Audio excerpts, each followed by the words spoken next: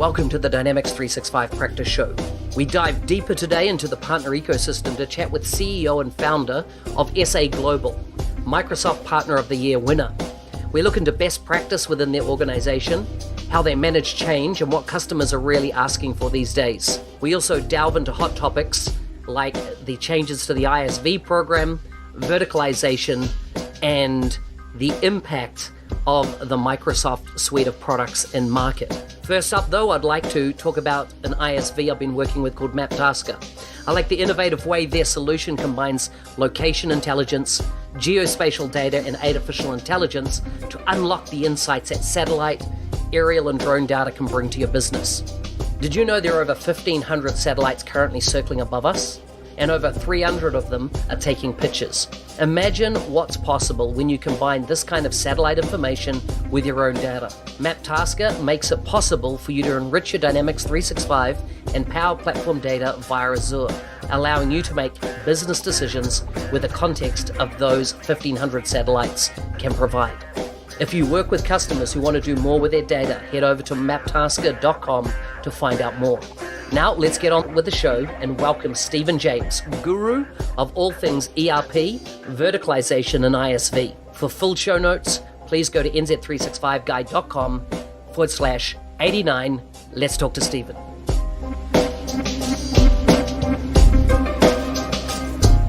Hi, Stephen. Welcome to the Dynamics 365 Practice Show.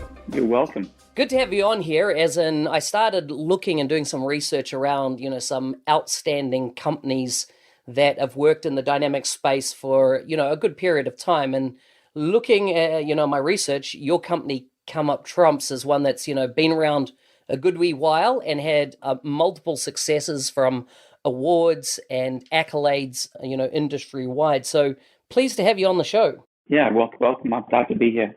Yeah, excellent. So can you just give us a bit of background on you to start with? How did you kind of get into the business and, just like the elevator pitch of getting to this point? So 20 years and 2 minutes. It's actually nearly 30. We started in 1990 and right here in Brussels, which is where I'm standing now. So what is SAGlobal? We're kind of a niche systems integrator focused around Dynamics 365 on a global basis. So we cover pretty much most of the time zones. So furthest east, we've got Japan, and then we go through China, Hong Kong, Singapore, India. Then picking up in Europe, you've got Switzerland, Nordics, Morocco in Africa, UK, then Iceland, and USA and Colombia. Wow, that is a broad spread. I don't see too many names from the Southern Hemisphere in your mix there. We used to have a business in Australia, but that ended in tears, very sadly. No good. So where do you live and what do you do in your spare time? Well, right now I'm living in Brussels. I've moved around a lot in my life. I think I've tried to kind of figure it out. Just recently, I think it's more than 50 times that I've actually moved in my life. But back to my roots, back to where we started the whole business. So, currently based here in Brussels. Wow. Okay. And when you're not working, what does leisure look like for you? No, I guess I'm a bit sad, really. I enjoy the business very much. So, I guess I could say that, a bit of the cliche, my work is my hobby. I'm not that sad. I do have some other interests. I enjoy cooking. I do most of the cooking for the family, like pottering around with different stuff. I love music, so especially live music. That's one of the sad things about leaving the UK. Actually, is that it's like kind of a golden age now for live music, isn't it? So many of these bands, they can't make money off of Spotify and stuff, so they've got to dust off their guitars and get back out on the road. So that's been nice. And just generally reading, keeping up with current affairs. I enjoy that. Very good. So let's talk about your business, SAGlobal, a bit, and your role. What's been your role? Has it changed over time? Yeah, so, my official title is CEO, but really my role is much more what you could describe as a kind of chairman role. So what do I get involved in? I'm not really involved, thank God, in the day-to-day operational side of the business anymore. I've got some great talented people, in the organization that handle all of that for me. So, My role, you could describe it, on the one hand, I'm kind of like, I suppose, to some extent, the kind of linking factor, because most of the businesses, I set them up, I founded them, I recruited the original managers, I've kind of like mentored those businesses through. So on one level, I'm the kind of glue.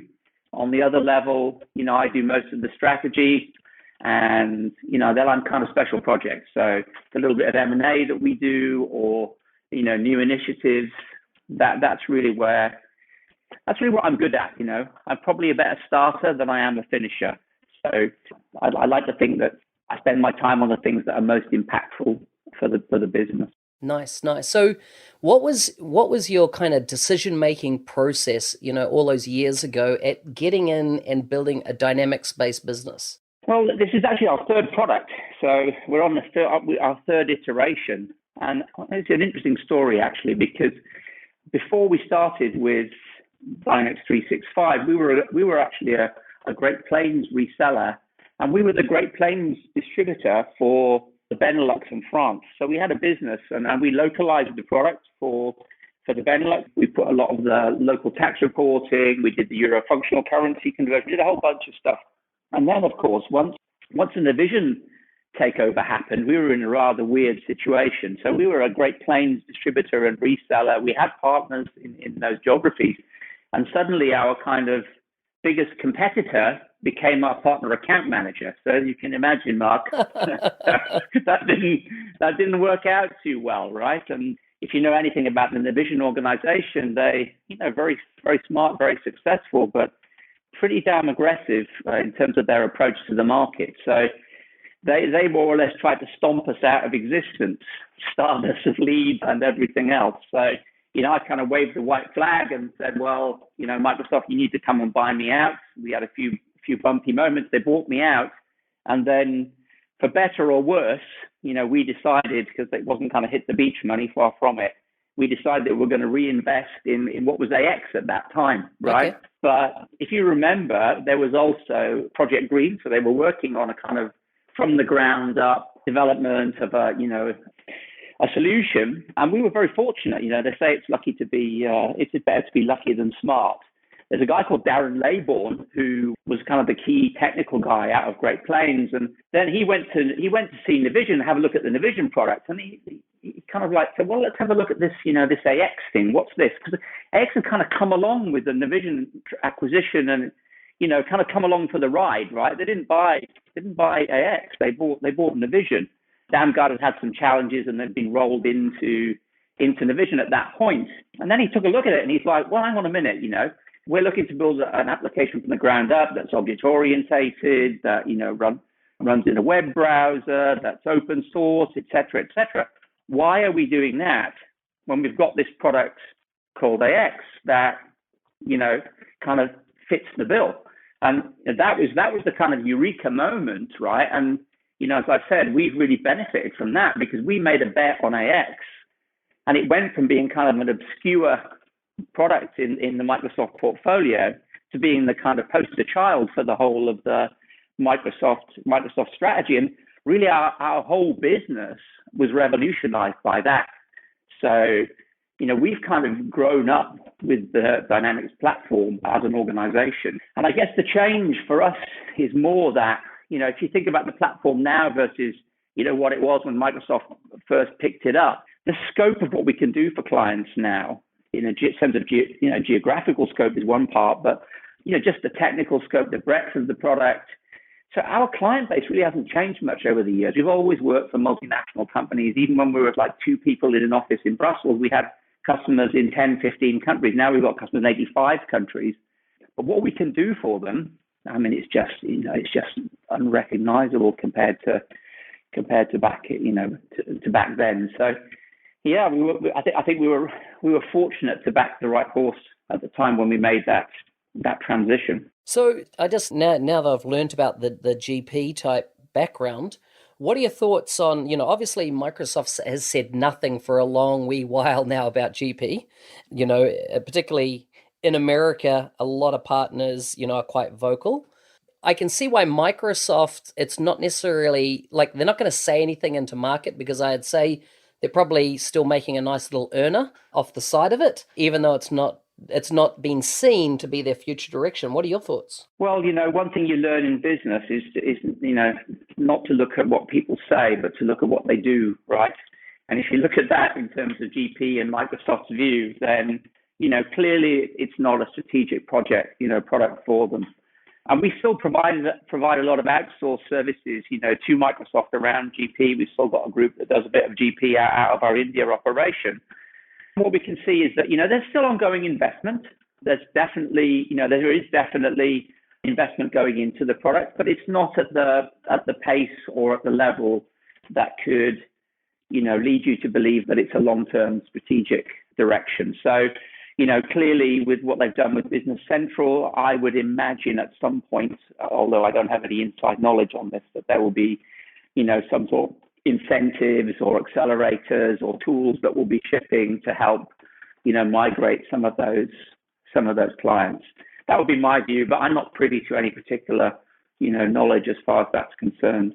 No, purely speculative. And so I'm interested, you mentioned Business Central now, which is kind of NAV growing up. And do you think that that's a strategic product, or do you really think finance and operation is the strategic product? And once again, Business Central was maybe a couple of individuals being vocal at a time when they were seeing some writing on the wall that not necessarily working at Microsoft anymore, and made some big calls outside of their pay grade, maybe, that stirred the market up. Yeah. I think you're not that wide of the mark there. Let's put the business applications business in context here. It's not just about business applications for Microsoft. If you think about what Satya has done, with his pivot to cloud, because he came from that business application side, he's realized that every time, I think the stats are, 1 to 6 or something like that. So every dollar somebody spends on the biz apps, they're spending $5 or $6 on all of the related stack and Azure services and everything else, right? And then it's also a differentiator. When you look at Azure and you look at Amazon, what does Microsoft have that Amazon doesn't? Well, the business platform. So the business platform is the thing that can drive a lot of their growth, differentiate them. And he's been incredibly smart in how he's repositioned that to really drive that. And again, just from our own narrow point of view, that change has made us much more strategic to Microsoft, and the level of engagement and so on we've seen a real step change in that. So Business Central, yeah, I would agree with you. The kind of the jury is out. They do need to do something to take care of that huge user base. NAV is a great product. It's not going away. It does a fantastic job in the niche that it's in. But certainly just looking at it from the SAGlobal perspective, we haven't got a focus in that. Our focus is very much in FO, CRM, and the whole D365 platform. So how, I take it at some point, being that, your focus is in the financial and operational part of a business, at some point I take it that you decided the CE, customer engagement space as we know it now, was an opportunity for you. How long ago did you make that pivot, and was it the right thing to do? Yeah, absolutely. For me, if you don't have an end-to-end offering, and obviously the two core applications are FO and CRM, then you just don't have a strategy right now. So we made the decision to try to have coming from the FO heritage to gear up in CRM. About 2 years ago, we started to try and do that organically, just go out and hire, kind of bootstrap the thing, and then we realized that that wasn't going to work. So in the sort of latter part of 2017, we started to talk to a company called 360 Vertical Solutions. They have a very strong CRM platform. They have a bunch of products which are targeted, towards legal, accounting, architecture, engineering, consulting, and they have a big capability, a delivery capability around CRM. So we made the decision, and those guys, we were coming under pressure from Microsoft to build a CRM capability, being predominantly FO, and those guys in the same way were being pressurized to build an FO capability. We worked with them, we liked them. So, we began to discuss, merger acquisition, and I think it was in July of last year, we made the decision. Well, we signed the contract to merge our organizations, and that's just been phenomenally successful. We've got so much traction out of that decision. So I think it's so tough. The market is so tough. If you want to build capability, I think trying to bootstrap it and recruit and stuff, realistically, it's always going to be a tall ask. We also made an acquisition in the UK of another company called M4 Systems that had a significant CRM practice as well. And then that core of people has enabled us then to drive out and build more CRM capability across the rest of the organization, in India, in Asia Pac, and elsewhere. So I think the acquisition is the way to go. I think it's hard to bootstrap it. So we've seen a bunch of acquisitions happen now over the last, let's say, 5 years, whether it be DXC, whether it be, the guys across at Hitachi. There's been a range, and it seems that, whether it's cycles in the market, but that we see the big companies gobble up the small companies, and then all of a sudden, you're back to, let's say, more senior employees perhaps out of those businesses going, you know what, I don't want to be embedded into this massive company. I want to go out and start my own thing. Do you think we're going to go through another cycle that of let's say boutique startups that will then, and I'm talking not on the ISV side, but purely the SI side, that will start, coming to market and, like the business I worked for in Australia, it operated 7 years and sold for $26 million at the end of, from start to that. It wasn't just in the dynamic space, it was broader consulting in general as well. But, that would be attractive to some people that had the business nous to go, okay, 7 years work, exit at that number. Yeah, no, I understand that.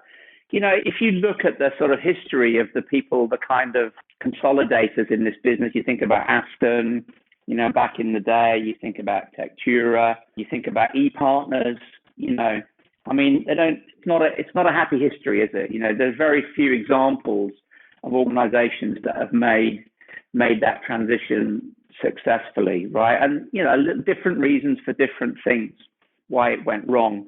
But, you're putting your finger on one of the key things. You've got an organization, a small organization, it has a strong culture. People like working for that organization. They like working in a certain way. And then, one of these big global SIs comes in, and all too often you see a kind of revolving door, don't you? Coming out of that.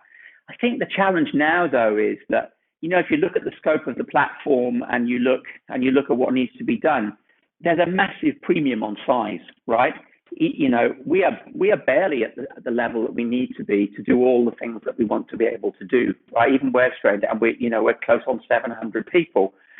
How does a niche organization, a boutique organization flourish? The only thing they can do is to go into a very narrow niche and really become specialists, and the scope for that is quite limited. So I don't think that this consolidation thing is going to go away unless, I think, less able to find that kind of happy home.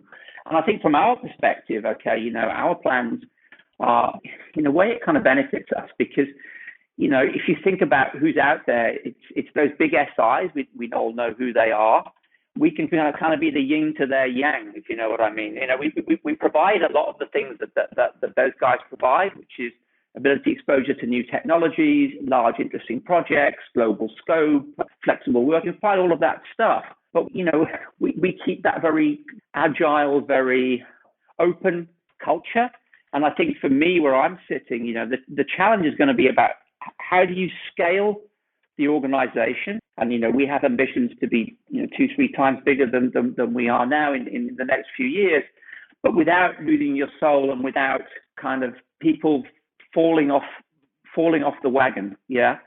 I think really in this business, the key to success, is retaining your people, right? If you don't retain your people, take care of your people, they take care of you. It's a cliche, but it's so true in this business. So whatever you do, you need to keep that culture and so on. And you can do it to a certain extent. I talk about myself as the glue, bouncing around the world, talking to people and so on. But you get to a point where, and we're at that point now where you've got to build those systems and structures and bring those professionals in that effectively act as the guardians of that culture and then push that culture down to that next level of leadership that that also buy into that and can really kind of promulgate that through your organization. And I think that's, if anything, I don't think sales is going to be our challenge. I don't think, growth is going to be our challenge. Delivery, we've always been very strong in delivery. I think that's our challenge. It's going to be about keeping people along in that journey as we scale, right? And walking that fine line between having enough structure to be able to scale without the wheels coming off and not getting into a situation where people feel in a straitjacket, they feel frustrated, and, they want to bail out. And I think if we do that, we can be the beneficiaries of exactly what you're talking about, Mark. People who are kind of disillusioned, and we already see that, people approaching us from these big SIs to say, well, it doesn't really feel right. I thought it was going to be good, but it turns out, there's a lot of bureaucracy. It's very slow to get anything done.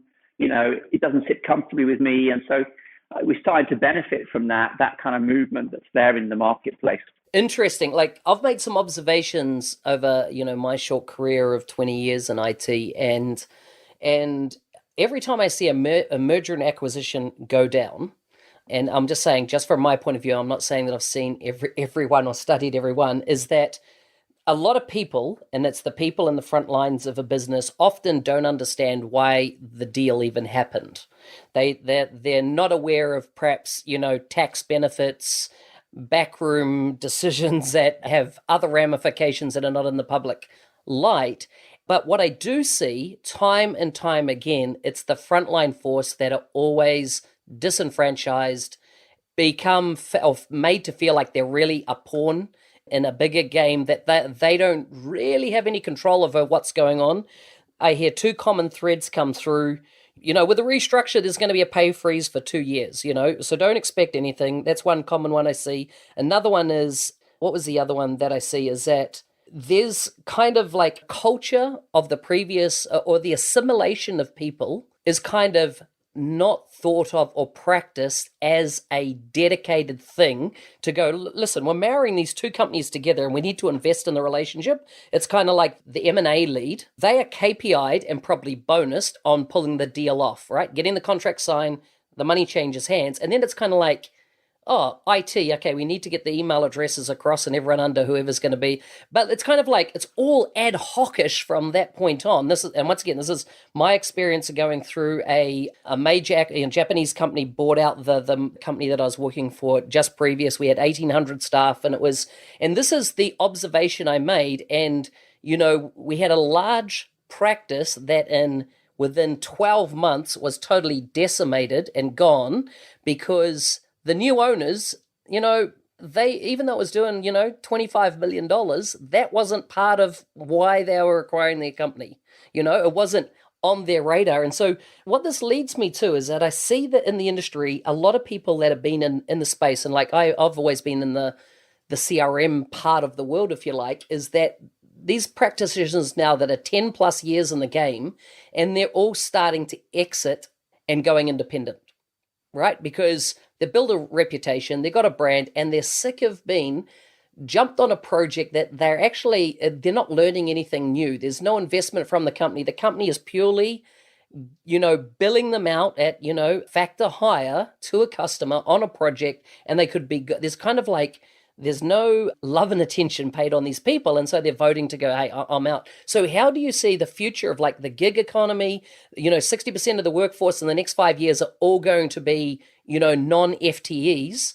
There's some of the predictions in market. How does that affect things? Look, I think you can offer a lot. We'll always make strategic use of contracting resources, and obviously contractors are very important in the Dynamics ecosystem. But I can only talk to ourselves, right? And we will never have contractors in strategic leading because you can't do that. There's never going to be an alignment of goals, because the objectives are always going to be different. That's one thing that I would say. So there's always going to be place for people that are FTEs, and I think to be successful in delivery, it needs to be predominantly driven by FTEs. I see a lot of our competitors, they'll get a deal, and they'll go out in the marketplace, they'll hire a ton of contractors, and they'll just chuck them at the client. And that is not what we were about. I don't think that delivers results. Not carrying the DNA, right? You're not carrying it. And you can offer a lot of the things that you get in the contract. What are the advantages of contracting? You can offer good remuneration. You can offer bonuses. You can offer flexible working. You can offer so many things that you don't necessarily get in the contracting environment. I think if you do that well, you can keep your FTEs, you can keep them motivated, you can keep your talent, and you can drive business. And if you, like I said before, that for me, that is the key challenge, right? It's the war. It's the war for talent. That's the thing that's going to make the difference between the people who are really successful and the people who aren't. And I think a lot of this consolidation, that just means opportunity for us, because we're a traditional partner in that sense. We're not a global SI as far as how we're structured, and so many people have joined us from those big SIs, for the same reasons that you've just described, Mark. Yeah, so I think it's an opportunity. I agree. So listen, you've won a heap of awards and accolades. How important is that to going to market, right? Because it's often you reflect it with the new customers that you bring on, right? You've got a point of differentiation. Is there what other values do you see, and kind of what's the importance that you place as an owner of a company to continue to be seen as the world leaders in your space? It's important, definitely it's important. It's always great to have that accolade. In 2017, I was very happy to get, the Global ERP Partner of the Year. That's something just from a sort of point of personal, achievement. I think I took a lot of pride out of that, and I know a lot of the team that have worked so hard and done such a fantastic job took a lot of pride out of that. It's possible to get carried away with those kind of awards and so on. And, for me, clients they don't buy that way anymore, right? So how do today's clients buy? They don't buy technology. They don't buy smooth sales spiels and all of that. What they want to know for 99% is, show me what you've done for businesses that are the same as mine, right? It's nice you've got these awards and so on, but hey, let's just pick an example. I'm a law firm. Show me what other similar sized law firms in my geography with my type of practice you've done, right?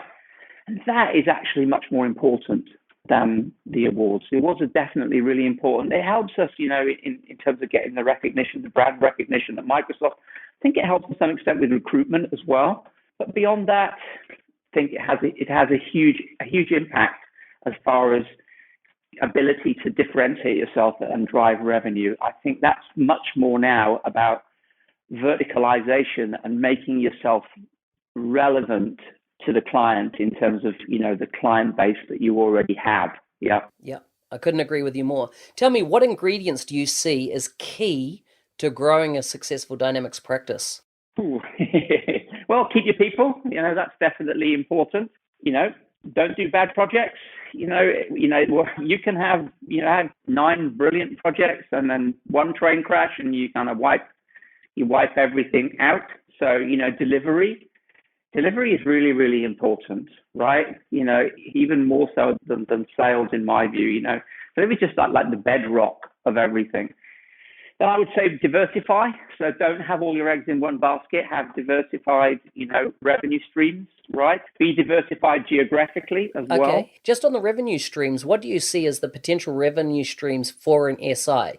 There's obviously project work, but what else? Well, if you think about it, right, we've always been doing that classic project work, but the platform now gives you a lot of opportunity to do complementary wraparound sales in the product, right?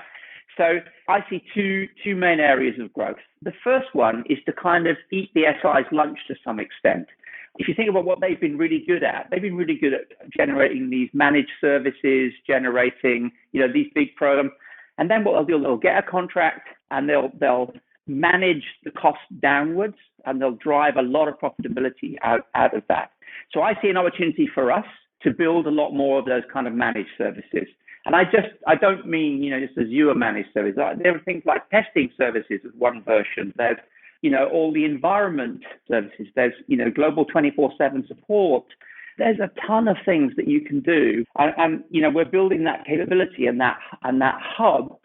But to do the same thing as the big SIs do, we don't want to go head on against HP in that market. But in our niche, with our specialization, we can provide something quite special there. And we've seen since we started to package those services and come out with those things that there's been a tremendous take up on behalf of the customers, because what they want is that, CIOs now are all about compliance and, making sure, knowing that they've got all of their bases covered, right? And if we can offer them that, they're going to pay a premium for it versus just going out in the marketplace and buying, cloud services. So I think that's one area, managed services.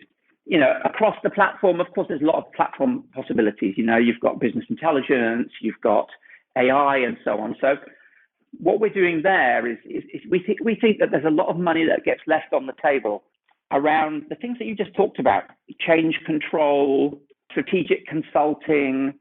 So we're going to build a practice which is, and that's kind of partly going into what the management consultants do, right? But the idea would be to be very pragmatic and very practical, and be able to not just talk the theory of what you should be doing, strategically in the way that a Boston Consulting Group or whatever would be, but to back that up with the tools and technologies so that it's digital transformation tied to strategy, and try those pieces together. So that consulting piece, we believe that there's a lot of scope there. And we've seen a lot of our clients, especially in the enterprise, that they will engage, the big five consultants. They'll engage SIs to do that piece. We believe that we're leaving money on the table. We can do that piece as well, if not better, right? So that would say the three areas. One would be managed services, one would be the broader platform, and then, of course, the consulting services. And then I think the other thing that we're doing is we're going to be creating what we call SAGlobal Labs, which is going to be like kind of an incubator for AI projects. There's a guy in Brazil that I know extremely well, a very close friend of mine, that we're bringing in to lead that. And he's, one of the top guys globally. He gets invited along to Google to talk at seminars and so on and so forth. He's kind of reinvented himself over the last few years. So we're going to have him head that up, not particularly be, necessarily thinking about how we link that into the core business, more try to have the people in the core business understand what can be achieved, have some people that can help to kind of evangelize and communicate, because I think there's a tremendous lack of understanding of what AI actually is, right? Totally. So and to some extent, it's like a technology searching after a problem. So if you don't understand that, and you haven't got people within your group that can take those complex things and make them real in your consultants and your salespeople's minds, then you're always going to struggle. Yeah, I think you've just future-proofed your business by doing that. No, I'm serious. Where I'm like, this year I decided AI was going to be one of the things I drilled into and studied, and I've read a lot of books now on it and seen what Microsoft's doing. My wife works at Google, so I kind of see what they're doing. And it's very clear to me that I see what Microsoft are doing with Dynamics and ultimately common data services below it is creating a gateway into an AI future, right? And so, but until you get that data in there clean and to get the right levels of volume to be able to train some algorithms, and the fact that you're starting to think that way, I think you're setting yourself up for, because a lot of businesses, on the bell curve are going to adopt late. And I think the fact that you're getting in and getting your story bedded down and getting the practical AI to market, I think big opportunity. And I think there's some opportunity, particularly about first mover advantage and things like that. So that's awesome. I'd like to think so. Yeah, so we're very excited about that, and because we're making this pivot to ISV, one of the things that we're being pushed quite hard by Microsoft is figure out ways to leverage that technology within our own product suite. That will also be one of the briefs that we're giving the guys to go out and do that. Yeah, but you're right. The fundamental is the data. I mean, AI is only as good as the data. So, That's the key is how you tie the platform and the data through to the technology. Yeah. So are you doing anything around the ISV space? Yes. So we are one of 12 global ISVs. So, as an organization, that's our heritage. We've been an SI, but I don't see the future being a geographic generalist, being a generic SI. I see the future being very focused in a market segment, right? A bunch of verticals. I can see that Microsoft themselves have started to understand the importance of ISVs and verticals to their strategy. I can share they've done some research and they've seen, that where an ISV is engaged early in the sales cycle, three things happen, right? First thing that happens is that the close rate is much higher, logically. Second thing that happens is that they have a higher quality result, right? Less escalations, less problems. Thirdly, and most importantly, they monetize the subscription much faster. Wow, okay. What they're seeing with engaging the SIs is that the opposite happens. So, they're budgeting, right? They say, okay, right, 1 year, this system's going to go live. We're going to have all of these nice, juicy revenues coming through and stuff like that. And they're getting to the end of the first year. And what they see is that they're not truing up, they're truing down, Exactly. right? Yep. Because guess what? What has the SI done? They've figured out all sorts of ways to add more scope in, to carry on consulting, to generate additional revenue streams. And actually, there's a major difference between us and the SIs in a sense that for a lot of the SIs, it's about the invoice at the end of the month. It's about the hours that they generate, right? It's not about the outcome. We are about the outcome. Get the customer platformed, get a happy customer, move on, do the next one, right? So that's our objective. If we can do it in 6 months, we'll do it in 6 months. If we can do it in 3, we'll do it in 3, right?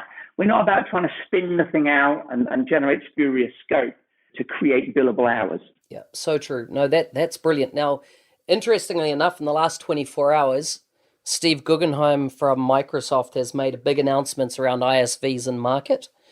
And, I'm just wondering whether I write a blog post before I go to bed tonight around the Microsoft 20% tax. Now, which is, so what are your thoughts on, I know it's only a skeleton. We haven't got any flesh on the bones yet from what's landing. There was an announcement came out today, which kind of starts to put a bit more flesh on the bones. And I know that at the PAC, there was a lot of pushback around that.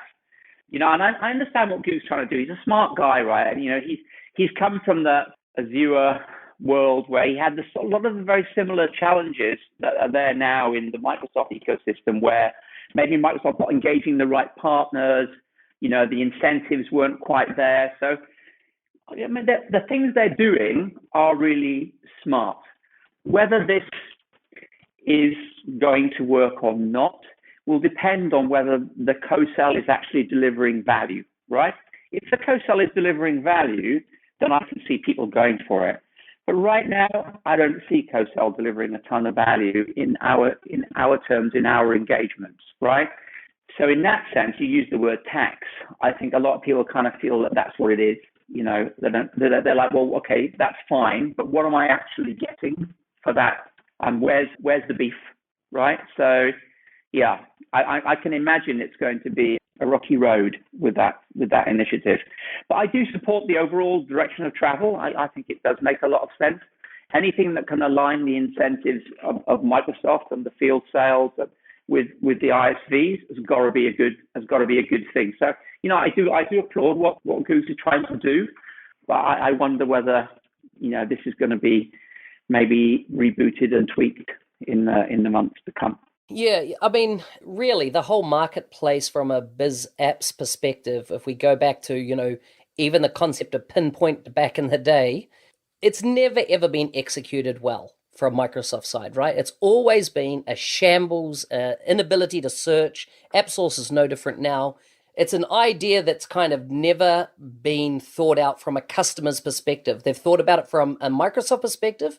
They've not actually, I think they've fundamentally failed to put customers in front and go, how do they think?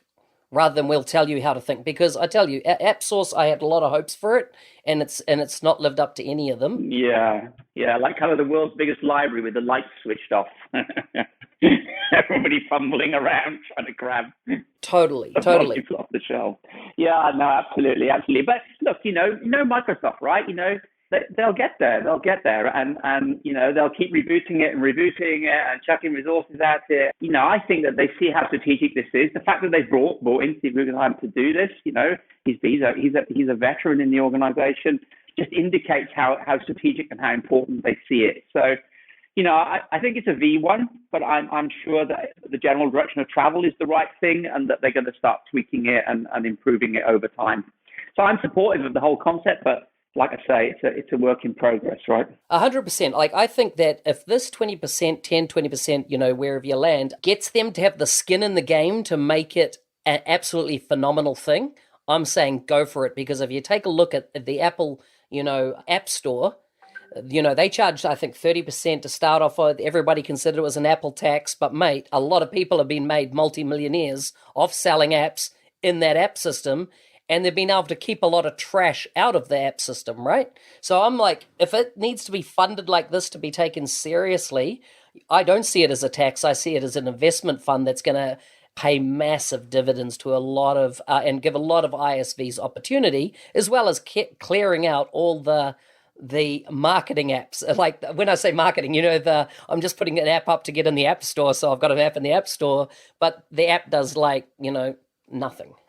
Okay, so that's cool. So tell me, as our time is running out, and I had a few more questions there for you, but when you look at the industry opportunity, like if you were to distill down and said, okay, what are the big industry verticals that kind of like, they're almost like past due for a digital transformation? Like, medical jumps to mind straight away for me, massively old school, like, the other day I sent an email to my doctor here in the UK. Yeah. And the email response was, your email will be printed out and placed in the tray for a staff member to action.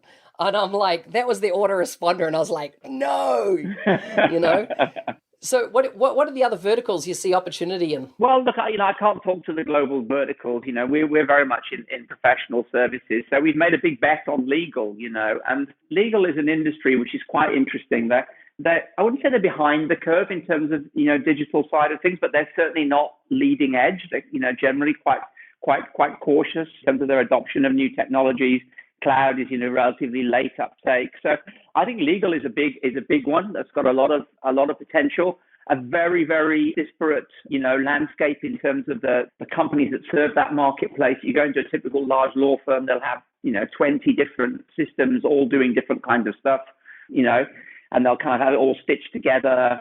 So it's, we believe that with the IP that we're bringing to market and the combination of that IP, cloud, and the end-to-end integrated story, that there's a potential to be really disruptive in that space. So I think legal is a very exciting one, and it's really dominated by two kind of existing players that own 90% of the marketplace, and they, in our view, have some challenges right now. At the end of the day, if you're trying to build an ERP from the ground up, which both of them are, it's tough to compete against the kind of R&D and investment that an organization that's as huge as Microsoft can throw at it. So, once you get to that, they trade off a feature and function right now and references. But once you get to that tipping point, you've got enough references, you've got rough parity in terms of feature and function. All the other things that the platform brings, I think, will make it very compelling. So that, at least that's the bet that I'm making. We'll see whether it's right or not. No, I think you're on the money, right? We talked before about data.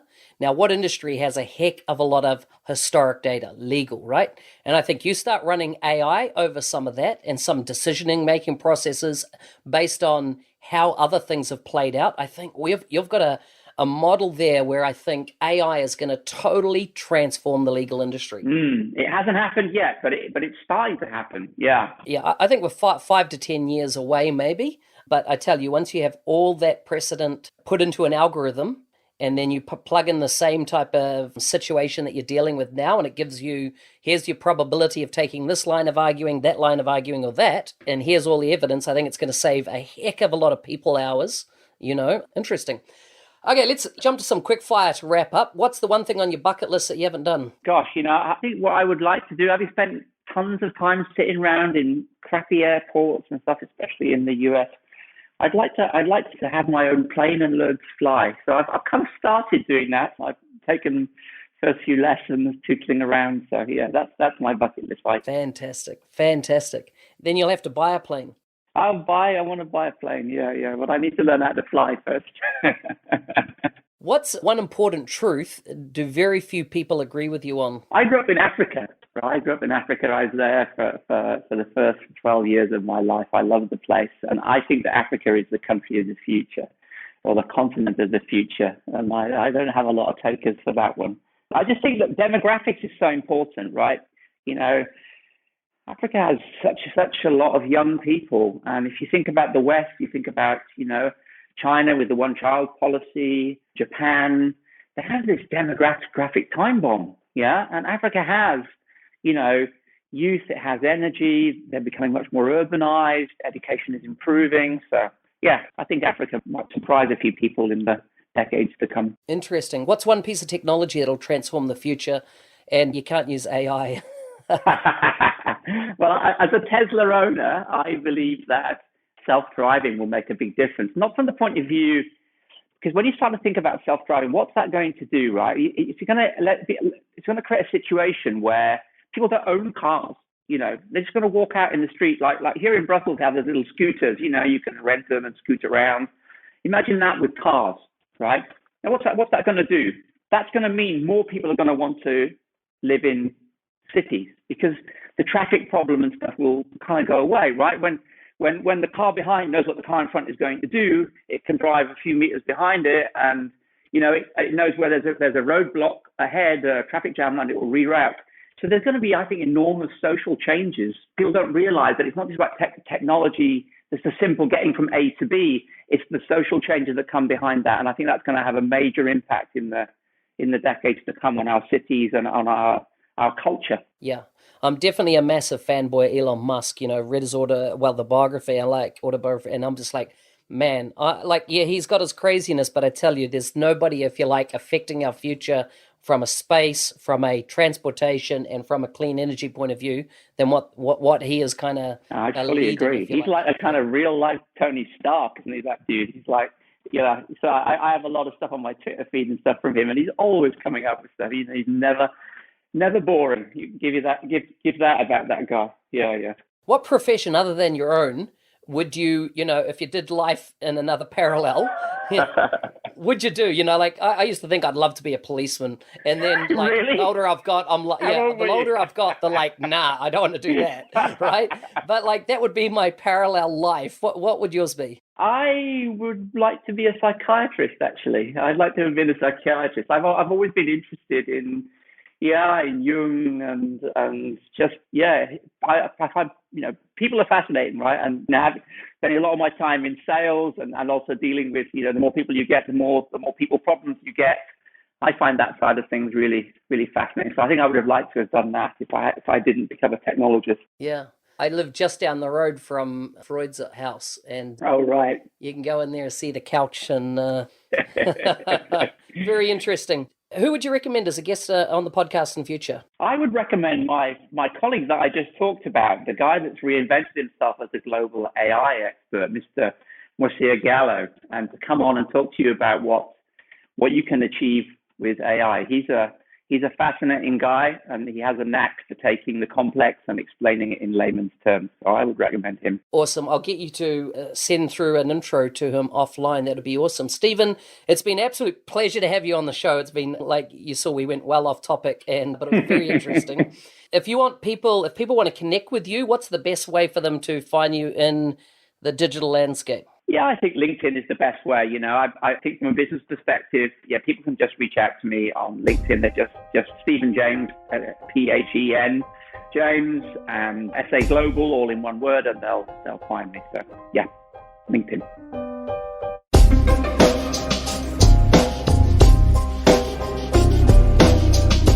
Thanks again for joining me today on the Dynamics 365 show. I'm your host, Business Applications MVP Mark Smith, otherwise known as the NZ365 Guy. Don't miss out on anything. Subscribe now at nz365guy.com, and please check out my new MVP Monday series on YouTube. Lots of advice on how to help you get started on your journey to becoming an MVP. Hey, see you next time.